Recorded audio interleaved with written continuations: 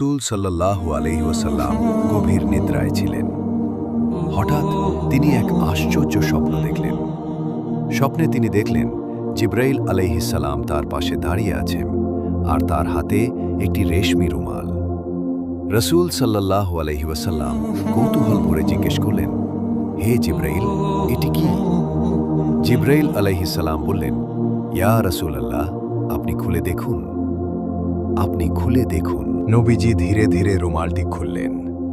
খুলতেই তিনি দেখলেন এক স্নিগ্ধ, পবিত্র ও উজ্জ্বল মুখ। তিনি বিস্মিত হয়ে দেখলেন সেটি তার প্রিয় বন্ধু আবু বকর রাদিয়াল্লাহু তাআলা আনহুর কন্যা আয়েশা রাদিয়াল্লাহু তাআলা আনহার চেহারা। তিনি অবাক হয়ে জিজ্ঞেস করলেন, কেন আমাকে এই চেহারাটি দেখানো হলো? জিবরাইল আলাইহিস সালাম বললেন, তিনি দুনিয়া ও আখিরাতে আপনার স্ত্রী হবেন এবং আপনাকে ভালোবাসা ও শান্তি দেবেন। এরপর তিনি অদৃশ্য হয়ে গেলেন। রাসূল সাল্লাল্লাহু আলাইহি ওয়াসাল্লামের ঘুম ভেঙে গেল। তিনি চিন্তায় মগ্ন হয়ে পড়লেন। টানা ৩ রাত একই স্বপ্ন দেখার পর তিনি বুঝলেন এটি আল্লাহর পক্ষ থেকে একটি ইঙ্গিত।